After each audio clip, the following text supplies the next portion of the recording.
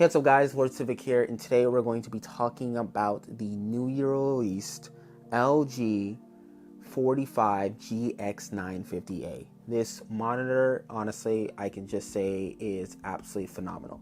Coming from the G9 OLED and currently also owning a PG32 UCDM, this monitor not only does some things better than those monitors, but also better than any other monitor that I've ever experienced before. And really, when I was going to do this video, I was going to do a early impressions video, and then I was going to do also a separate video comparing the G9 OLED and this monitor and different stuff like that.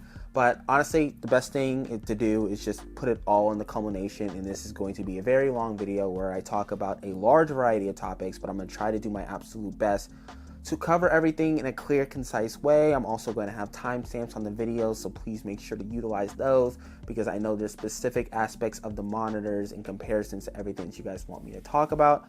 Regardless, thank you guys so much for watching all my videos. I recently just hit 5,000 subs, which is just like mind-boggling to think. I've been doing this YouTubing thing for a while now, but like I really appreciate it. And a lot of you guys have been like asking me questions about this monitor, and I'm building a community, and talking and chatting with you guys has been just absolutely amazing. So as I said, we have a lot to talk about. I don't want to take too long about this opening or whatever, but regardless, like always, please make sure to hit that like, subscribe button, and saying that, let's hop right in. So the first thing I want to talk about with this monitor is the curvature and just the sheer size of the monitor when it comes to a 45-inch display versus say a 49-inch or maybe even a 32-inch 16:9 monitor like my PG32 UCDM. Honestly, when I got this monitor, I was really expecting the curve to be like the issue that I had with it because, you know, 1800R is aggressive as hell. Legitimately, I was just like, dang, I just got to get this monitor just so I can see what it's going to look like. I'm going to return it. I'm going to get the bendable version. Like, that was kind of like a worst case scenario thought that was coming across in my head. And I know a lot of you guys are debating that same thing when thinking about getting this monitor versus the bendable 990A version. 990A version, sorry. I'm here to tell you, personally for me, that this curve might be my favorite aspect of this monitor, which is just absolutely insane to say. And if you told me before I got this monitor that I was going to say that, or I would have that kind of thought process of it, I would just be like, no, it's why would I want that? Like, I've always been like, you know, I was somebody that actually liked the less curve on the G9 OLED versus the G9 Neo. And a lot of times when I was doing my reviews and different stuff like that of that monitor, people would be like, hey, Lord Civic, I would love to get the G9 OLED. You know, it has the better black level, better color accuracy, blah, blah, blah, blah, but I just can't lose the curve on the Neo. And I am a firm believer of curves on a ultra-wide display. Now, a 16:9 display, no. But on this monitor right here, at 45 inches, I have no idea how it would look at 39 inches. I have no idea how it would look at 49 inches when a curve is aggressive. But a curve that's aggressive on the 45-inch variant of this monitor has given me, and quote me at this, the most immersive gaming experience that I have ever had the honor of experiencing. It is just downright unbelievable at this 45-inch measurement of this monitor how well the curve just fits on it, and it just like fully immersives you without, like, you know, being too long or too short. And one other thing that I haven't really seen a lot of people talk about, and I guess if you own one of the older LG ultra wides, they've been doing this for a while, but Samsung and whatever doesn't do this. So my Samsung G9 OLED vertically measures at about, I think, 14 inches, maybe a little bit more. My PG32 UCDM, I think, measures at about 16 inches, or was it 15.5, somewhere around that. This monitor is 17 inches and a little bit more. That means it's a little bit taller than my PG32 UCDM, which is a 16:9 aspect ratio monitor. So legitimately, the best way to explain this monitor as this is if it was actually a TV that just happened to also be ultra wide. And like legitimately, that's the dream. But I didn't really understand that when reading all the different measurements and different stuff like that I was seeing online. That's what I was going to be getting. And that's why it's like almost a culmination of, say, like LG's 42-inch or 48-inch TVs, but it just happens to be 21:9, and it just also happens to be, you know, curved in a way that's super aggressive, almost where it envelops around you. And it's just unbelievable playing every single title that I have and tried out at. And I haven't even been able to play like a full game all the way through.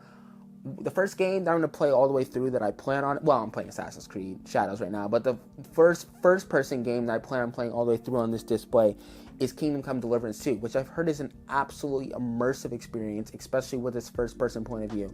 And I am just so excited to just get thrown into that world and experience it on this display. And at this point, when it comes to sheer immersion of games, I don't think there's any other display that I would rather play on. And, you know, obviously there's reasons for other monitors and different stuff like that. And the next thing I'm going to talk about and different stuff is like, you know, the matte display versus glossy and just different stuff like that.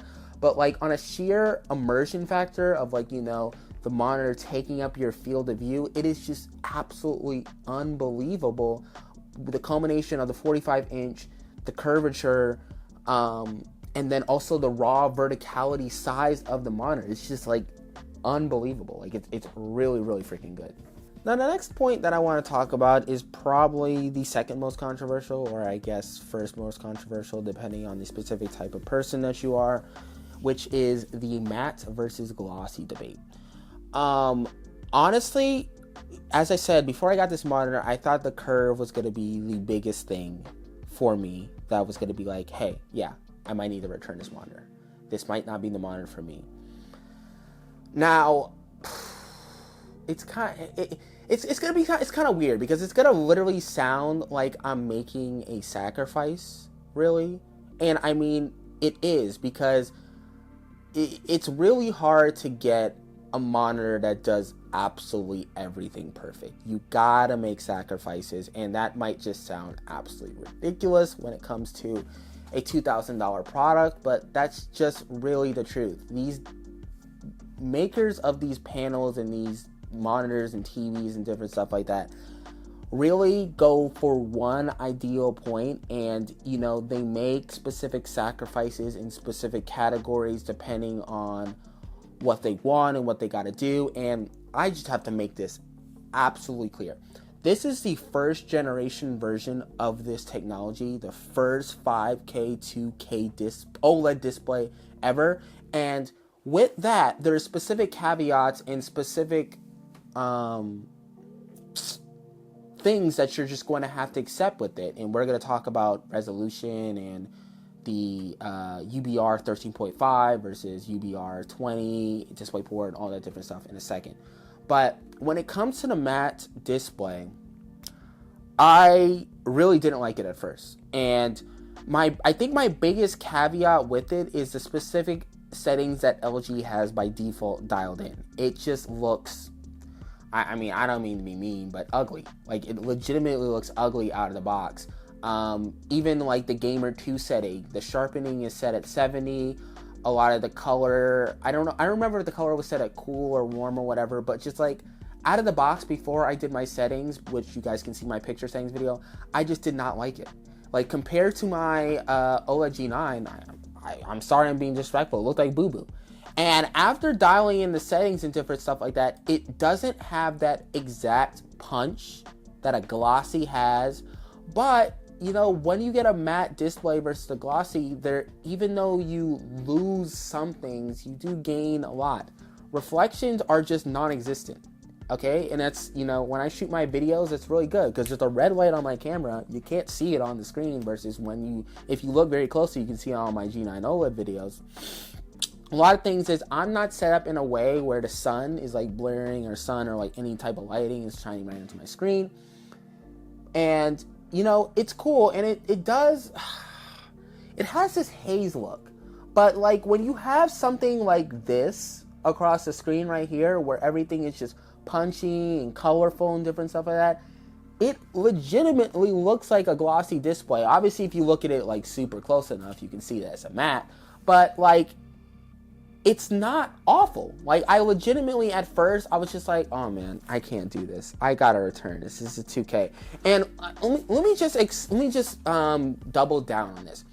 If there was anything on this monitor, and it was either gonna be the curve or the matte display, that was just like, I cannot be happy with this. I can't move on this. I'm not going to be willing to make this sacrifice. And like, I say sacrifice only so you can understand like the emphasis of what I'm saying.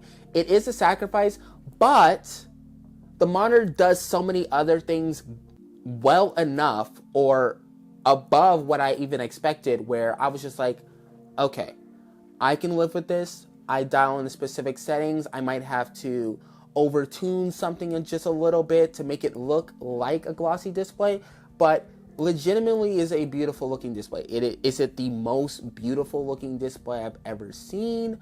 No, but then again, in my first point I made, it is the most immersive experience. So like, you know, a 10 plus an 8 equals an 18. You know, a 10 plus a 10 would equal a 20, but like, the culmination of like other features and sets and different stuff like that, which I also have to talk about the refresh rate and different stuff in a second, but like, I don't know if good enough is the best way to explain it, because that just sounds like silly when it comes to like a $2,000 product. I would say it's better than good enough. It could be better. I would love to see Samsung and other companies, Acer as well, you know, make a product like this, but those monitor makers do not have the verticality aspect of this monitor, and that's like really like a big thing. That's just like, okay, if I want this, I can't have that. If I want that, I can't have this. And it's just like, I don't know. The matte's fine. It's fine. It could be better. That's just really the best way to explain it. After I have more time with it, I'll be able to talk about it in more detail. It's only been a week. It's not as good as Glossy. The color is not as punchy, but like, it is very good. If I had to do this monitor, like, honestly, the 4K resolution is better than my G9 OLED. So like, overall, it's better than the G9. No.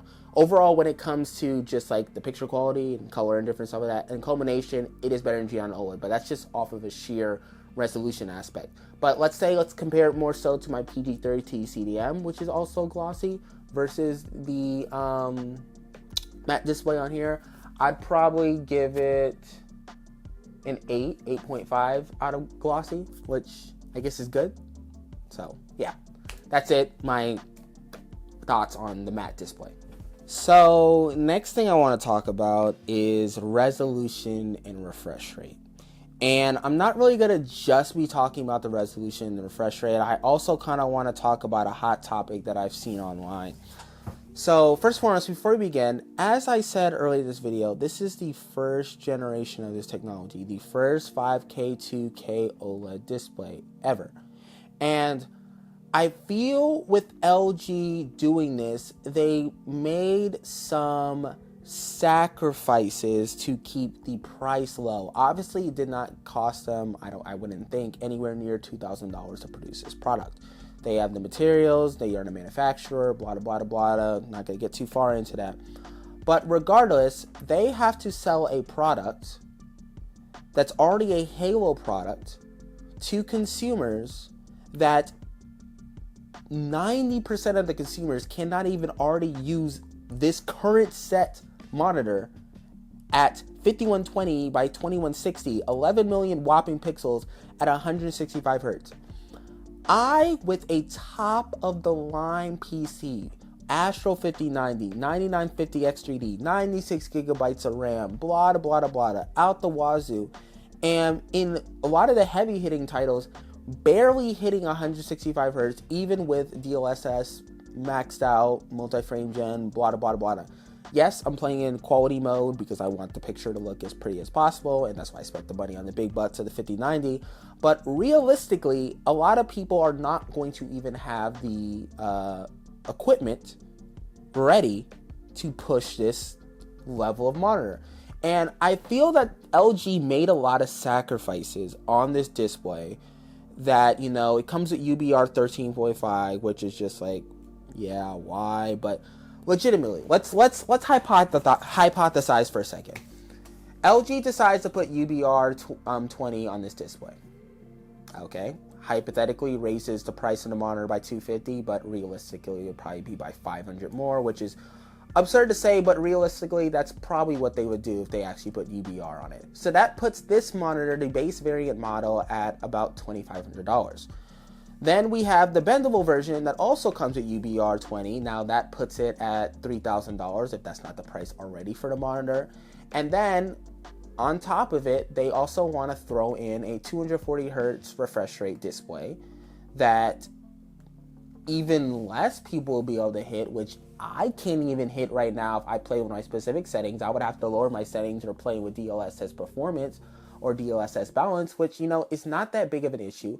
But you start to see the point in the thought process that I'm going down of like, this is the first generation of technology. We are basically just now getting technology that could even push the G9 OLED to its full limits. Before I got the 5090, my 4090 was not pushing the ever-living hell on my G9 OLED. I was not getting 240 hertz at 5120 by 1440p, and that was like 85% of the pixels that you get at 4K. Nevertheless, this is 3 million more pixels in 4K, and it's just like, okay, then we want to put on, this is MLA Plus with matte display. Let's say, hey, we want to make it glossy or whatever.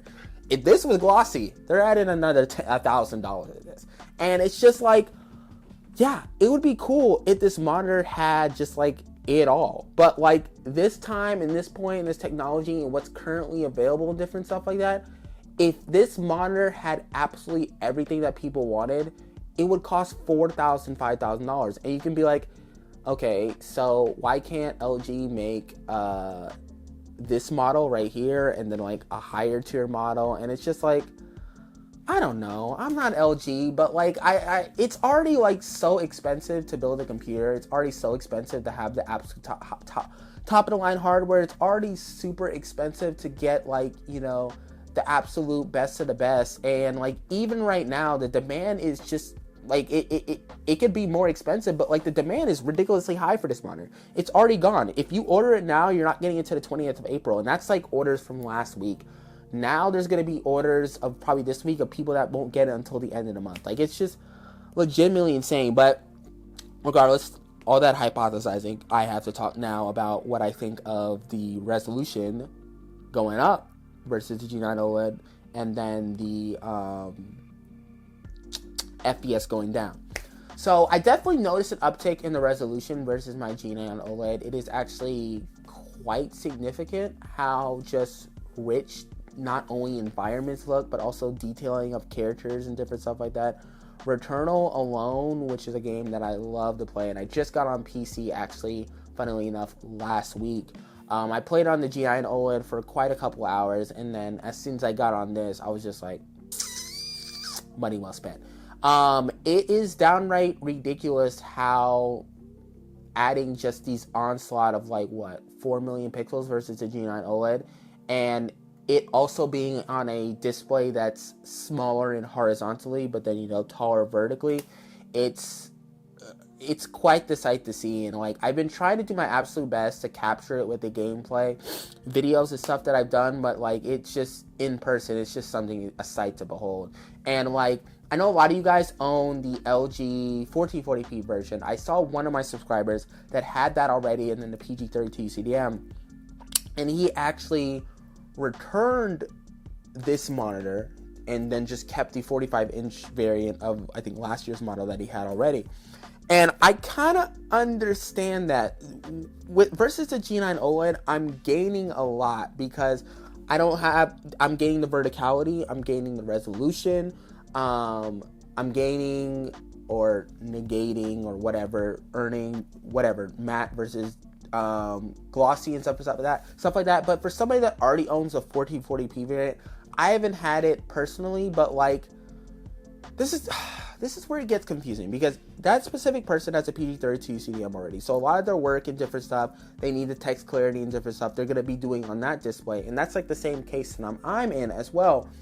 But like, having monitors that do one thing that does everything, and then one monitor you have that does one thing and then another does the other, and it just gets to this whole like, do I need this many monitors? Do I need this monitor to do this and all that different stuff? But like for me personally, I'm satisfied with upgrading in the G9 OLED versus the G9 OLED to this when it comes to sheer resolution. Now 165 Hz versus 240 Hz is actually losing quite a bit. You're losing right around almost 80 FPS, and obviously the higher FPS, it's more so a thing on like motion clarity and different stuff like that. And I do notice the hit or whatever, but I will say that the resolution uptick alone makes up for the 240 Hz, losing the 80 FPS at that high resolution. Now, realistically, it would be possible for this monitor to have 240 Hz, and that's why I spent this whole spiel of this last point that I was making, talking about why I think that LG went with this specific refresh rate and didn't add the 13.5 versus the UBR20 and just different stuff like that. And obviously, next year's variant is probably going to have 240 Hz. It's also probably going to have the same display technology that the LG G5 has currently right now, and it's probably going to blow this monitor out of the park. But like currently right now, I legitimately believe that this is a top 3 ultra wide display. It is just absolutely amazing. For me, it actually surpasses the G9 OLED. I think even for my subscriber that says he's returning this monitor, it just doesn't really make sense for him to get this one over that one. But even though in that case it's still a better one, now is it better than the 57-inch Samsung G7, which is what, 7160 by 2160, some ridiculous resolution, 15 million pixels, something ridiculous like that. I don't know. That's not OLED. That's not my criteria monitor. I am in my OLED era. All I want is OLED displays. This is an OLED. It has a matte display. Versus Glossy, it has larger verticality. The pixel density is just absolutely nuts, even on a 45-inch display. Having the verticality and everything, it's just giving me such a different view on ultra wides, and I've been like ultra wide gang for almost 10 years now at this point. First one was the X34, which I got in like 2016, 2017. I got X34P, X35, G9 Neo, G9 OLED, and the LG 5K 45GX950A.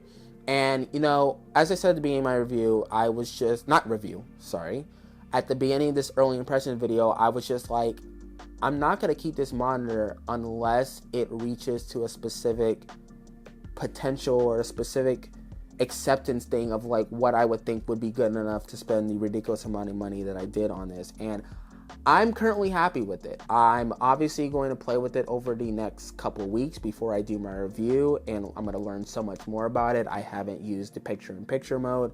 I haven't used so many of its tricks and different stuff like that. I've dialed in the HDR, I've dialed in the picture settings. I feel like I've gotten to the peak of like how good this monitor can do. And like today alone, I played an extended look of Red Dead Redemption, and I was just absolutely mind blown of just how beautiful this monitor looks. And I'm just so excited for the gaming experiences and the level of immersion that I'm going to be able to experience on this display. And as I said, it's the most immersive display I have ever played on, and that's for good reason. And just like any product, it's not perfect. It could be. It honestly, right now with this technology, it could be perfect. It would probably be $5,000, which would be like what, $2,000 more than an Astro 5090, which is, oh god, dude, this market is just insane right now. But regardless, I appreciate you guys for watching. I hope I answered a lot of your guys' questions, because as I said, there's a lot to talk about with this monitor. I tried my best to cover absolutely everything I could. I know there's going to be specific questions and stuff that you guys have. I'm going to try to do my absolute best to answer every single one that I can. But regardless, thank you guys again so much for watching. Again, I appreciate all the love. Thank you so much for you guys helping me hit 5,000 subscribers. Love you guys a lot. Anyway, make sure to hit that like, subscribe button. And saying that, I hope you guys have a great day.